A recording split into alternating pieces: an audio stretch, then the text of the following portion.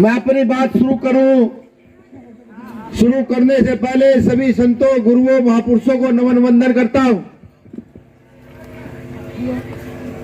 चंद बातें आपसे करनी है, कोई ज्यादा लंबी कहानी आपके साथ नहीं कहनी है, कोई भाषण देना ही नहीं है।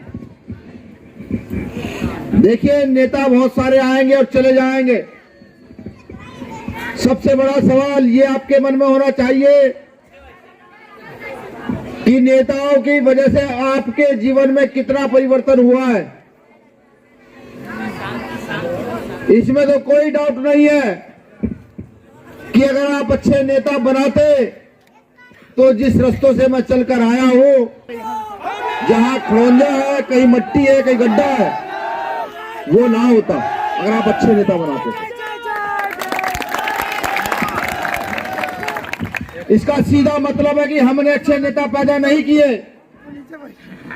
डॉक्टर अंबेडकर इस देश में संविधान किसी के लिए लिखकर गए, देकर गए, तो इस देश की अछूत जातियों के लिए, जिन्हें चमार कहा जाता है, जिन्हें धाड़क कहा जाता है, जिन्हें पासी पासवान कहा जाता है, जिन्हें मूसर कहा जाता है, जिन्हें खटीक, धोबी, नाई कहा जाता है, जिन्हें प्रजापति, कश्यप, बिंद कुमार कहा जाता है, और संविधान लिखकर देके गए मेरी बहनों के लिए जो मेरे सामने बैठी है, कि अगर आज आप खड़ी हैं, मुंह खोल के बैठी हैं, तो ये किसी भगवान की देन नहीं, ये डॉक्टर बाबा साहब अंबेडकर की देन है। मैं तो सिर्फ पूरे देश में जा करके ये समझाने का प्रयास कर रहा हूं कि जो अधिकार बाबा साहब अंबेडकर ने आपको दिया, वोट का अधिकार, उस वोट के अधिकार का सही प्रयोग करना सीख लो। अगर आपने इस वोट के अधिकार का सही प्रयोग करना ना सीखा तो मैं ये कहता हूं, हम तो बर्बाद होंगे, साथ साथ ये देश भी बर्बाद हो जाएगा। उदाहरण देकर बताऊं, ये गांव है, यहां प्रधान सरपंच बनते होंगे, सरपंच जी बोलते हैं ना गांव के उसको, सरपंच बनते होंगे। बीडीसी को क्या बोलते हैं यहाँ? पंचायत समिति के सदस्य भी बनते होंगे। यहाँ जिला पंचायत को क्या बोलते हैं? जिला परिषद के चुनाव भी यहाँ होते होंगे। यहाँ जिला परिषद प्रमुख भी जिले का बनता होगा। यहाँ ब्लॉक प्रमुख को क्या कहते हैं?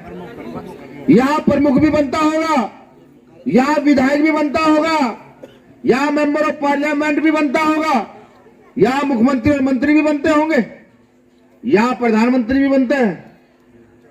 ये वो लोग हैं जो हमारे वोट से बनते हैं। आप जानते हैं आपके सरपंच का भी पैसा आता है गांव में लगाने के लिए।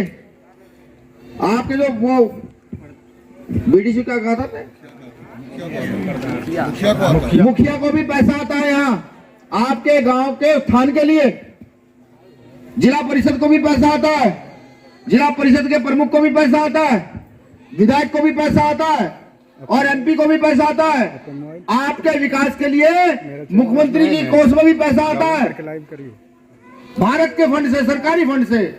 और मैं आपको बताऊं, SC ST का अपना एक अलग से बजट होता है। इस देश के दलितों का अपना भी एक अलग से बजट है। डॉक्टर अंबेडकर ये चीज लिख कर गए हैं।